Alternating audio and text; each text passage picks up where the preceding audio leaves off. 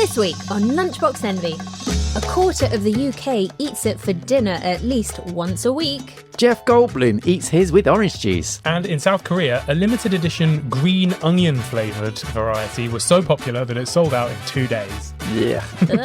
It's cereal!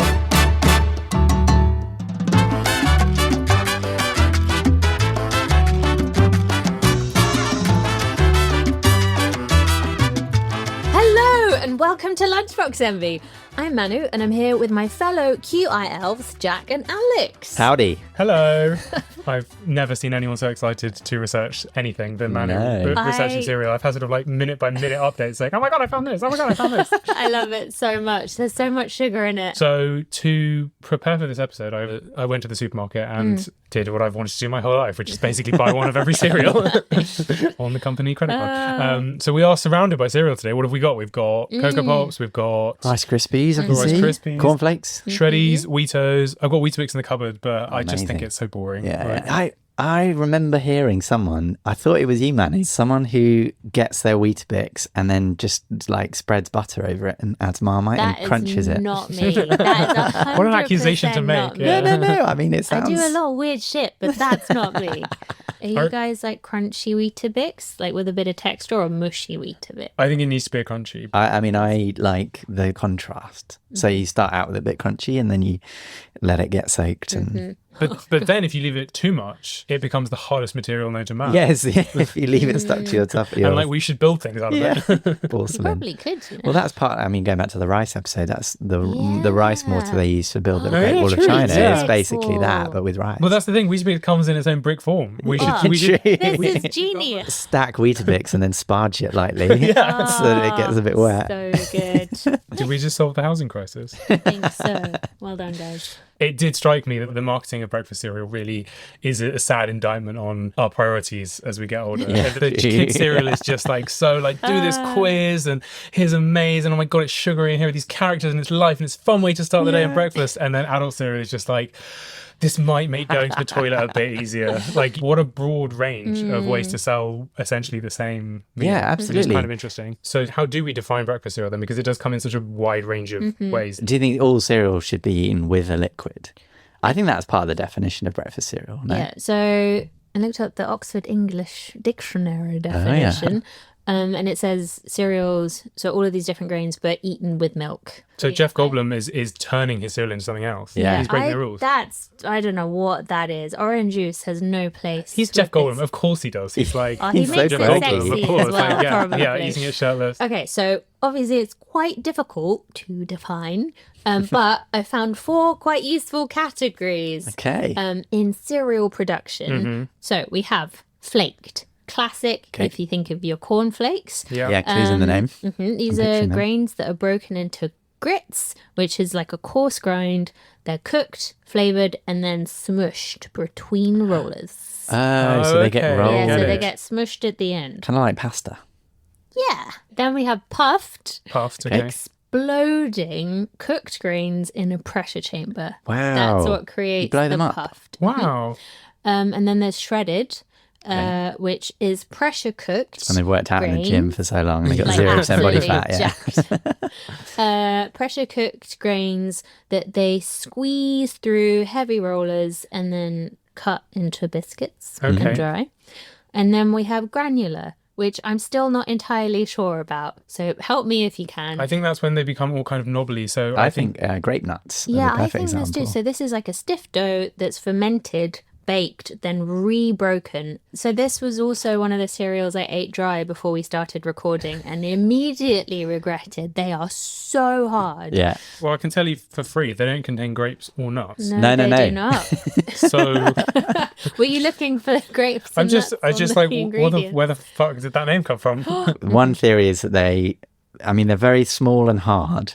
So they're actually just like grape pips, which actually we're not familiar with these days because the seeded grape has been sort of bred out of our cultural supermarket offerings. But grapes traditionally have seeds and they are a little bit like grape seeds. But then the other theory is that there's a thing called grape sugar a type of glucose, basically, and they were made with that. And then once you bake them, they have a kind of nutty flavour. So it's quite an uninteresting etymology. I was about to say, I'm so bored. I like But I you're right. apologise to any listeners to this podcast. It's not what you came for.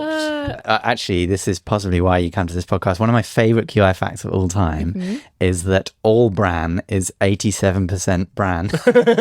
Wow. Do I want to know what the last 13% Yeah, is? the rest of it is sugar and barley malt extract. Ooh. Oh, okay. I love that there are four pillars of cereal. Four pillars, Yeah. like four key corners. ways to make four corners of the cereal box. Yeah. So what was it? Sorry, puffed, flaked, shredded, and granular. And nearly all cereals will be made in those. They'll fit into those categories. Nice. That's Interesting. how I it sounds like a dating app sort of way to filter out your potential matches. Yeah. Puffed, flaked, shredded, or granular. The really fit ones, the ones you don't turn off, the ones who are really pedantic about everything.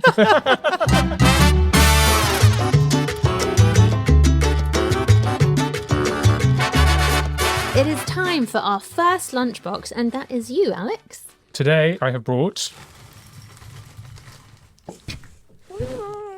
What are you doing? a bowl of colonial cereal. Colonial cereal. Literally popcorn and milk. Wow. I suppose that is just cereal, isn't it? In a different form. It's true, yeah, actually, yeah. So this dates back to early colonial America, where popcorn was sometimes eaten as a breakfast cereal. And I first read that and thought, that sounds ridiculous. Did Mrs. Beaton invent this? But actually, like you say, it kind of makes perfect sense when you think about Oh, it. why did you use salted popcorn? No, is this salted popcorn? I'm joking. I thought it was sweet. Oh, thank God. It is sweet. It looks, is it mushy? Yeah. You know what? It very tastes mushy. exactly like cereal. It's really good. It's very mushy, actually. Yeah. Yummy. So this is, people in the 18th and 19th centuries put milk or sometimes cream over popped corn, Okay. sweetened it with sugar. So we should add some sugar. That's amazing. So I thought this would get us into the history of cereal and where it all came from. Because popcorn was widely grown by the Native American population. Popcorn was grown. You mean corn? Corn, yes. Popcorn was made. So corn was grown and then From the popped. popcorn trees. Exactly. And then it was adopted by the settlers. And it was cheap and it was easy to make. Indigenous Americans made a version of cereal from corn. It was known as hominy. I think that's the European word for it. But hominy is dried corn that goes through a process called nixtamalization. Oh, such a good Did word. you look this one up? So the Central Americans would nixtamalize their corn. What does that mean? Is this the fifth process of Like, cereal? it's kind of fermentation, isn't it? Yeah, sort of. You add an alkali, which is usually made from wood ash, and it basically removes the husk and the germ, and then you dry it out, and it basically makes what looks like sort of dried husks of corn, and they're bleached. I think a lot of the time they look white, and it's a subsection of grits, as you mentioned before. Grits are a sort of ground up form of corn. It's basically sort of corn flour, but not quite as well ground. Yeah. So it's kind of gritty, I suppose. And then you still eat that in America. You have grits, actually in porridge form mostly, grits and gravy and biscuits and the like in the South. I remember having grits and shrimp and grits. Yeah. That's like prawns for breakfast, Shrimp which and I found grits. odd. Yeah. So when did modern commercial breakfast cereal start? So you have the kind of old school proto cereal. When I think of modern cereal, breakfast cereal, one name that keeps popping up is James Caleb Jackson, Yes. who's pre-Kellogg. Actually, he was friends with Kellogg. Yeah. Which I think is very They interesting. all knew each other. It was really dude, interesting. It was Yeah. one big Christian cluster of Christian Clusters is my favourite cereal. cross-shaped, aren't they? Yeah. Really painful to eat. Start off. So this was the first big dog in cereal. oh yeah. James Caleb Oh, Jackson. James. Just in the 1800s, this group of Christian dudes. Tell us about so him. he ran, it's called a medical sanitarium, but you can go there for all sorts of ailments. It's basically like a spa retreat Yeah. in New York where people went just to heal and look after themselves. Upstate New York. It was in the countryside, right? And it was at the time he was so into hydrotherapy because I think he got cured by going and dipping in some magic waters, and he was cured by it. So he was a big fan fan of like, healthy water and steam baths and cold plunges and the like. So he set up a successful business. So he was the first to make something called granular. Yes. Which I've got the recipe for. It's quite simple. So you mix wheat bread flour into a dough, and then you roll it 3/4 of an inch thick. Oh. Then you bake it, and then you break those up, and then you bake it again. Sounds very much like hardtack. And then Yeah, it's giving tack. and then you put that like resulting dough into a grinder, and they're quite pebbly, and they're very similar to grape nuts. Yeah, they're like big grape nuts. Except I saw that this was before. I mean, this is the start of the journey, but it's the most cereal ever. Yeah. yeah, and you have to soak it overnight. So it wasn't that convenient, really. It was kind of like overnight oats. Because it was so hard, you actually had to they're like big soften lumps it. as well. So. And this is granular, GRANULA. Yes. And then John Harvey Kellogg, who was a mate of his and had his own sanitarium, he basically ripped it off, and he got sued by James Caleb Jackson because he'd copied granular. So he changed the name to granola. Oh, Changed the U to an O. what a troll. I know. So the reason all these nutritionalists wanted to create boring breakfast cereal, basically the breakfast cereal of Americans before then was basically incredibly rich and full of saturated fat. It was bacon, eggs, sausages, often like whole steaks and stuff. Like people would just eat meat for breakfast, and so this was obviously This is a salad. This This is- is yeah, a breakfast basically. salad. We're definitely going full circle, because now the health freaks are like, you should have your breakfast steak. You should have all Totally, your yeah. protein. Like protein is bad. in Yeah, a big that's way. true. Actually, yeah. But the things that Kellogg thought his cereal would be able to cure, Oh. famously bonkers. Yeah. So he was like, oh, guys, this is going to sort out your digestive system and also stop you from masturbating all of the time. Yeah. Which he thought was a good thing. Yeah, Yeah. he hated Oh, because they were masturbation. quite puritanical, weren't Yeah, they? so- Both Jackson and Kellogg. Yeah, a big no-no. So it was called onanism. So some of the things that Kellogg thought that onanism could cause. So general disability. I don't know what that is. Who's that? Captain Crunch's friend. Consumption-like symptoms, premature, Again, quite defective, vague. Yeah. development, sudden changes in disposition, but it's a really long list. Love of solitude, bashfulness, unnatural boldness, which is the exact opposite thing. So these were all things that it was supposed to cure. These were all things that were supposed to be caused by masturbation. That cereal would cure. Unnatural gait, bad posture in bed, lack of breast development in females, capricious appetite, use of tobacco, unnatural paleness, acne, bedwetting, and the use of obscene words and phrases. Wow. That's a very small section of that list. It's kind of like early incel culture. Doesn't it feel like that? Sort of Yeah, saying, kinda these like- are all these things which are problems in my life, and sex is the cause of all of it. What John Harvey Kellogg never consummated his marriage. He fostered 42 children, though. What? So, yeah, he wanted to be a father, but he didn't ever want to have sex. Oh, that's rough. So it was actually John Kellogg's brother, Will, is yeah. the one that pushed the Yes. company into the forefront. He was a marketing genius. Super marketing genius. And he's the one that helped turn Kellogg's into the global like cereal heavyweight it is today. But it might all have been invented by a woman.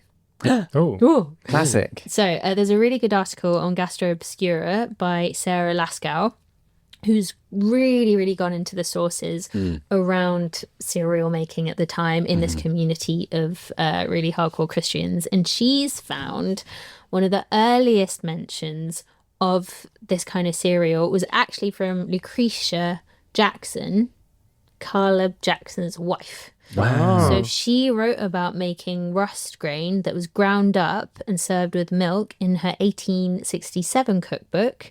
Okay. And the company, Caleb's company, didn't start selling cereal until 1876, which is almost 10 years later.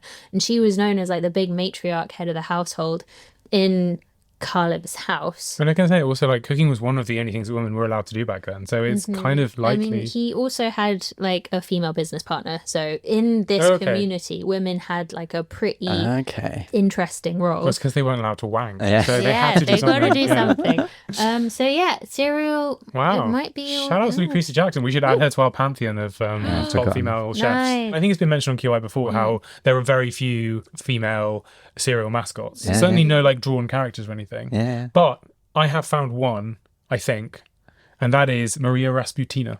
Oh, great name. Yeah. Great. Is she related to Rasputin? She is. She's the daughter of Rasputin. No way. Yeah. So she was kind of wild, I think. Yeah, we need a biopic. So she lived from 1898 to 1977. So, you know, lived right up to the 70s. And also covers quite a lot of technological change. Really does. That was a good time to live across, actually. So after the fall of the Romanovs, she emigrated to France and then ended up in America, where she lived a very eccentric life. She was a cabaret performer. She was a lion tamer in a circus. And I think she was briefly, like, you know, a bit of a public figure and kind of famous. She had a famous dad. She was a Nepo baby. She, but like, she was the Paris Hilton of her time, I think. And she, at one point, ended up on the box of Wheaties. So it was like...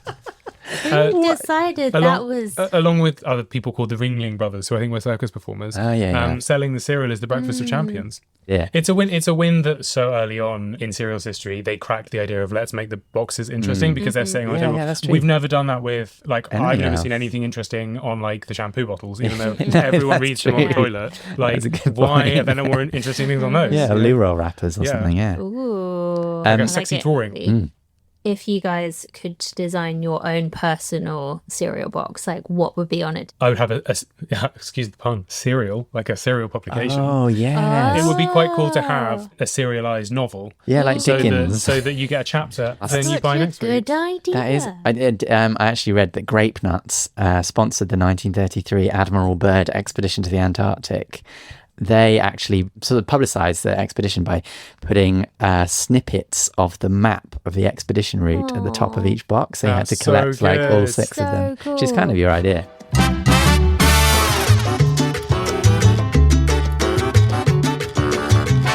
All right, it is time for our second lunchbox, and today that's you, Jack. Yeah, so I have brought a magnet with me. Well done.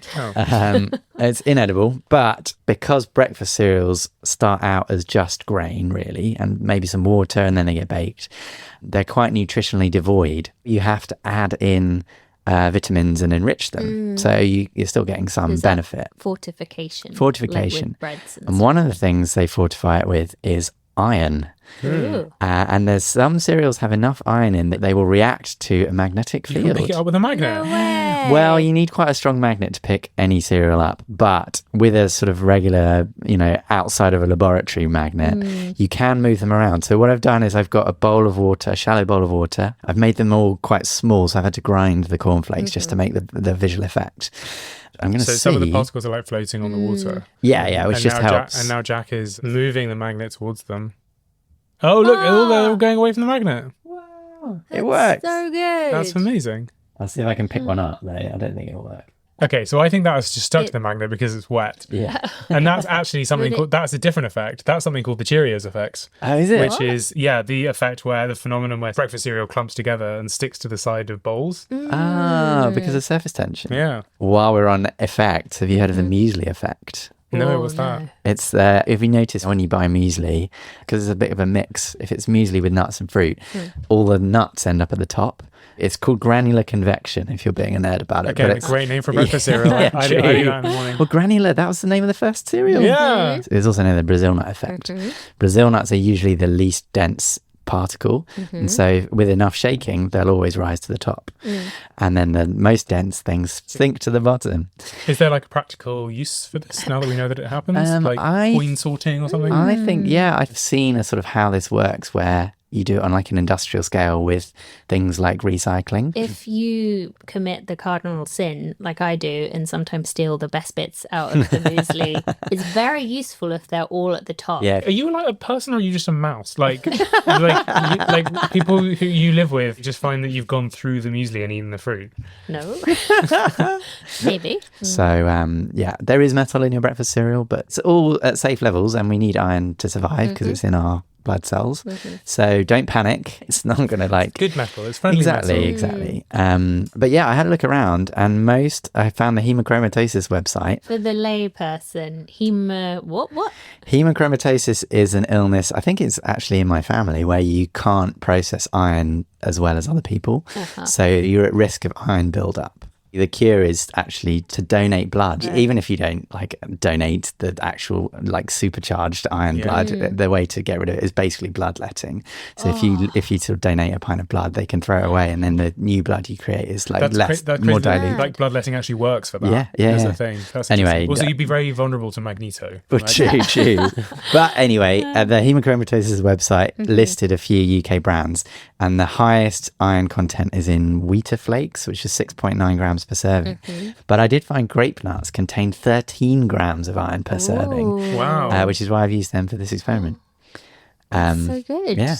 I was looking at some other scientific principles behind cereal, and I found a study from 2004 by two guys, Massimiliano Zampini and Manu, contain yourself, your crush, Charles Spence. No way. Yeah. Wow. And this was a study into basically food crunchiness. So they did this on crisps, but this applies to cereal as well. They used microphones and sensors to record what are called fracture events when you bite into something crunchy. Nice. And you measure how physically crispy it is and also what the sound is. And they managed to find that in order for something to seem as fresh as possible, it should have a crunch of around 2 to 20 kilohertz. So quite high crunch. So if you have a breakfast cereal with quite a high sounding crunch, then you'll perceive it as being really quite fresh. Yeah, well, I mean, just on the placebo effect. Did you ever see, because I love this guy, he's called Rory Sutherland. He came on the QI radio show Museum of Curiosity about 15 years ago. He's a marketing expert and he's the head of Ogilvy. I think they're a marketing consultancy. He donated to the Museum of Curiosity a Diamond Shreddie. Because he discovered I remember this. Do you remember? Yeah. Just to say what Shreddies are. Shreddies are the kind of, they look like little pillows. And then they're a lattice, a square lattice of perpendicular threads of presumably wheat. That's what they say on the adverts. The kids are like, square lattice of perpendicular wheat. But yeah, so Shreddies are essentially just squares of wheat. But in 2009, Nestle, who makes the Shreddies, they launched in Canada a campaign that was basically Diamond Shreddies. And on the box, they just changed the... Wait a minute. They just changed the sort of... The picture was just... The picture was a square Shreddie, and then they turned it 45 degrees to make it a diamond shape. Genius. And they actually did market research with members of the public. They were very seriously, earnestly saying, okay, here are the regular Shreddies, and then these are new Diamond Shreddies. And they would get them out of the packet and then like hold them up slightly different. And then the members of the public were looking quite confused because they filmed it all as part of their sort of guerrilla campaign. But then a lot of them, because of the sort of pressure of a man in a lab coat asking you to give you honest feedback and the placebo effect, people were genuinely saying, oh yeah, they taste different. They're a bit nicer. So diamondy. Wow. Yeah. Shreddies did have a tiny little boost to sales in Canada after this campaign, which is amazing because they just hadn't changed the product at all. They obviously just changed the branding. And then a short while later, there was backlash from some of the more conservative, Canadian Shreddie eaters. So they made a special 50-50 combo pack, which is exactly 50% diamonds and 50% regular squares. On appearance and sales and things like this, have you heard of a planogram? No, I haven't. I thought you might have done, Jack, because actually I got this fact from one of your friends at a party. Oh, is it? Okay, I think I've got it. Is it the one who works at Kellogg's? Yeah, it is. Oh, wow.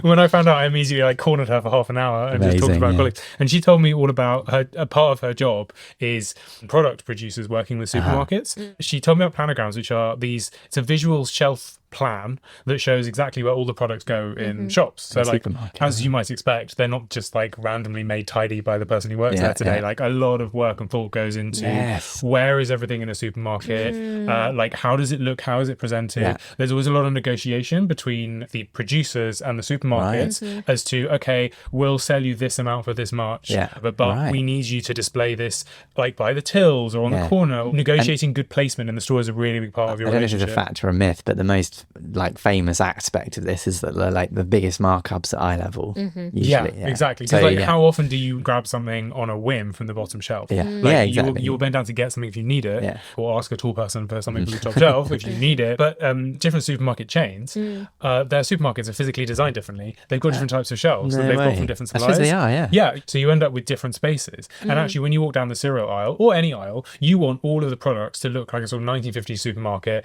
Everything completely neat and tidy and gleaming, and all the spaces are filled, and it's all kind of No full empty and space, perfect. yeah.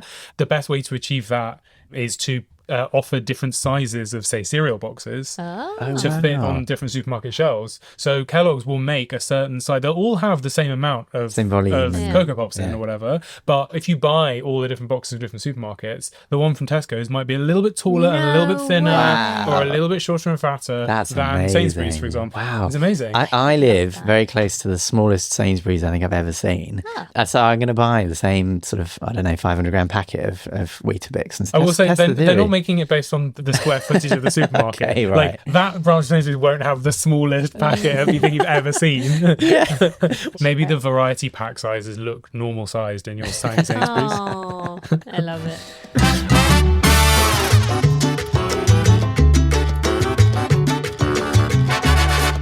It is time for our final lunchbox, and today that is me.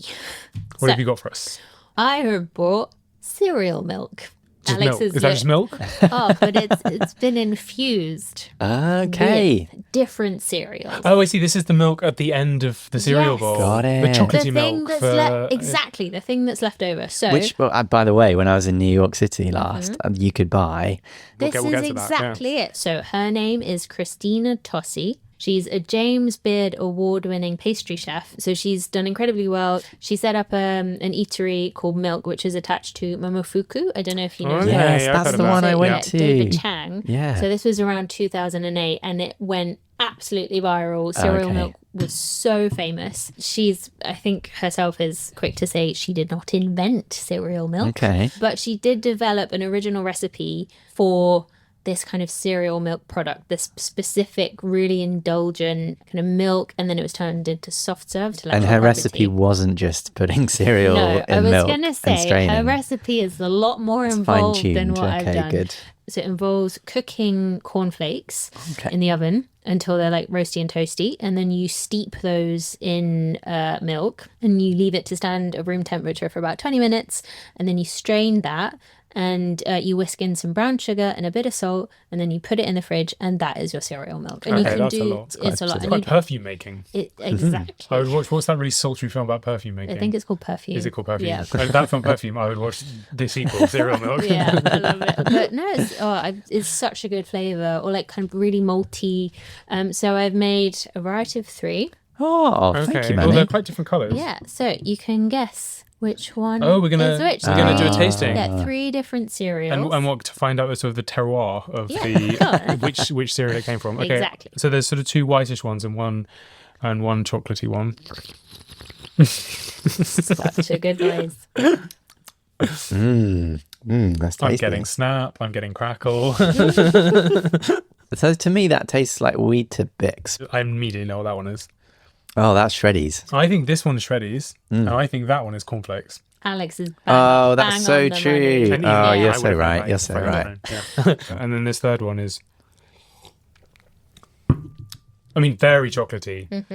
Because I don't think Cocoa Pops actually turns, controversially, don't think it turns the milk that chocolatey, okay? I was always left a little bit disappointed. Well, I think it used to. I think they've been really I agree. they've borne the brunt of reformulation. So in this country, the government, like quite rightly, wants to sort of improve our diets, and one of the ways that they're doing it is to reformulate. So the government set certain limits on the amount of sugar and salt, and so a lot of cereal companies, they can promote this as well. They're always saying like 30% less sugar. They're not what they used to be. they And we may be actually- living longer, but is life worth living with less chocolatey milk? And that's one of the tips, again, I learned from my friend. She said that the initial mouthful, you've coated the outside in all the delicious flavoury stuff, but then that quite quickly washes off.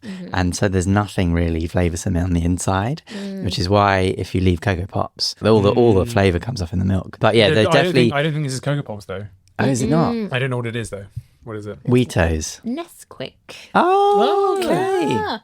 I think in America they've got way like looser regulations on sugar and stuff, so you can still get quite like exciting Yeah, sugar. 'cause I was looking for sugar puffs, which I couldn't find Oh, today, really? and they've been rebranded to Honey Monster Yeah, Puffs. yeah. Because you're not allowed to use the word The sugar word anymore. sugar I is don't so... The woke mob. The same with there was a cereal that was called Sugar Smacks in the US, or like Really? Sugar Smack. And that's in- because we're not allowed to smack children anymore. That's been banned. Exactly, Yeah. exactly. Or sell heroin.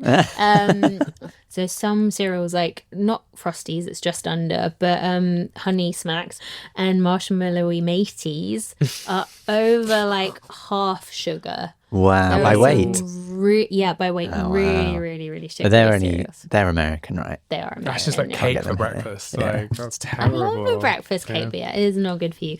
But we've spoken a lot about marketing and advertising, and one of the things I really miss is the cereal toy. The Oh, toy in the yeah. box. Again, another, God, Jesus Christ, cereals have got rubbish. I Like, no know. toys, no sugar. There's a really, really fantastic article by a woman called Amelia Tate, who looks at the history of cereal toys in the UK. Okay. And she follows these employees of a company called Logistics, who used to make millions of children toys in the early noughties in the UK. Like, they worked for years developing single toys, but also quite glamorous. So say if you think about kind of films, usually had their cereal box toy as well. Oh, yeah. Yeah. And she gets to go work with the film companies. Exactly. So there's one designer called James Allerton who's still designing stuff, but he's not making toys anymore. He said he used to get flown out to LA all the time. Stop. Yeah, just to like work with filmmakers. Do you reckon they have one of the director's chairs and everyone was like, he's in today, he's Oh he's my here. God. But yeah, apparently the filmmakers were really fussy. So Spider-Man's bottom, just specifically his bottom. Wait, let me picture it. Apparently remodeled 16 times for one of the toys. And did Andrew Garfield, was he had to sit down into a mould like 16 times? Like, no, 10's more. That's so hard if they are eating cereal to avoid masturbation, and then it's like perfectly sculpted Spider-Man drops out into your Perky, bowl. Actually, now I think about it. Who was it that I read somewhere online? They're like, my job was to CGI Tom Holland's bulge out of every shot.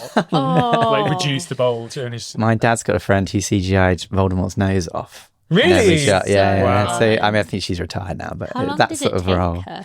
Conversation. How long did she take? Just a couple of inches. But I think, unfortunately, Tom Holland probably wouldn't have been involved because, as we know, the toys were kind of like cut. For some reason, McDonald's did not give a shit about this push. Ah. They were like, we're going to keep doing it. But cereal With the Happy companies were Meal. more scared of the I legislation. guess they're just powerful enough. And they were like, we're going to try. But when they were making toys, the process was so rigorous. So like I said, they'd go to all of these fancy places, but they had big teams of like qualitative and quantitative researchers, like kid tracking studies, which doesn't... Excuse me? I know, it's not as scary as it sounds. He's Data. a serial child tracker. Like, it's not what you think. I work for Kellogg's. This sounds terrible now. But yeah, they Sorry. collect data on how much pocket money they got and how many kids had like televisions in their rooms to see how susceptible they'd be to TV advertising. They also had focus groups of kids, and this designer was saying they were brutal. Like, if they didn't like something, they'd rip your design to shreds. He said it was a really, really To horrible. shreddies. Nice. But yeah, and then the actual physical restrictions of the toy were really rigorous as well, because they needed to be choke proof, as in, what's the word? Is that right? No, they could, couldn't be a choking hazard. yeah, they couldn't be a choking hazard. Food They needed to be a Child joking to death. Is the toy okay? they needed to be made for no more than 6p, and they had wow. to be gender neutral or with a slight boy bias. Because yeah, girls would happily play with boys' toys, but not the other way around. There's only one toy that I know as an infamous fail or success as a toy, and that was a toy whistle in 1970s boxes of Captain Crunch, or Cap'n Crunch, as I think is actually called. Cap'n Crunch. Who, incidentally, is not a captain. What? He's got 3 stripes on his uniform, and so What for is- years everyone was like, he's a commander, not a captain. And then they finally fixed it for his 60th anniversary. Amazing. Yeah, I know. Has anyone tested Captain Birdseye? Yeah, that's true. We should check that out, actually. Anyway, so in the 70s, you could get just a little toy whistle inside a box of Captain Crunch. It's just a normal whistle. The tone of whistle that it happened to emit was 2,600 hertz. And by total coincidence, the telephone system that AT&T provided around the country used an automated system. Handsets communicated with the switchboard automatically, but it used this exact tone, 2,600 hertz, to signal on a long distance telephone call that the line was open. Basically, it meant that if you picked up the phone and blew the whistle down, you would trick the phone into giving you a free call. Whoa, who worked this out? So this was a really early example of hacking, before internet. proper computers or the internet. Like this was a hack, and it was based around technology. And he was called John Draper. He's like one of the founding members of hacker culture as a result. Wow. Then there's a word freaking, and that's with a PH. Oh, with a PH, yes, I've heard Freaking, and that's phone plus freak. Because that was what he was doing, was like, it was like hacking the phone was called freaking with a PH. And so that was the birth of hacking. Really. Amazing. Down to breakfast cereal. Accidental toy in the So breakfast cereal. Yeah. good. I wonder if you can still buy the whistle. There must be a collector. I think they're eBay, definitely like a rarity, I think. And I don't think it still works. They don't work. Like, If they're still working Damn it. AT&T, get your act together. I also found out that the concept of breakfast being the most important meal of the day yes. came about because of cereal. It was essentially invented by mid-century. General Foods, the food company, as a marketing campaign in 1944. Like they would hand out leaflets in grocery stores to shoppers, like urging them to eat breakfast. Breakfast being the most important meal of the day. Like, guys, it's not. Like, no Bullshit. scientist ever said that, right? Unless you're hungry, and then definitely eat. Yeah, don't It's skip not breakfast important. It's just deliberately, as equally important as all other eating. Okay, True, and like true. breakfast as a concept hasn't been around for most of humanity. Like Wait, what were people eating when they woke up? more broadly, I'm trying to say the concept of meal times Yeah. is like it is a cultural invention. But that's to do with the working day as Yeah, well. no, Like, no. like weekends Yeah. are not a thing. They're arbitrary, but yeah. That's, Yeah. Or nation states. Or Yeah. property. It's all a lie. On advertising, I checked this with Rosie, and apparently to film cereal, obviously it's quite hard to make milk look appetizing on Okay. camera. Yeah. So you might use PVA glue. Oh, yes. gross. I've heard this. And actually, speaking of cereal on set as well, in the 1940s, a very common way to make fake snow in movies was to paint cornflakes white. Because you needed something much more substantial than. And I guess you could sweep it up and do it again if you had to redo the shot. That's true. Actually, Yeah, yeah. It was cheap. It was light. It looked really good on camera, but they were really, really noisy underfoot. So when they started needing sound, and so they started. How are they painting these? Like individually? think, Labour like, was cheap. Yeah, those are people very proudly. Oh, I made that one. That was mine. I painted that one. Yeah. Did they do adult films? Well, how many Christmas themed pornographies have you watched? I was just setting up the idea I could say cornflakes. Oh, very nice. Good, very good.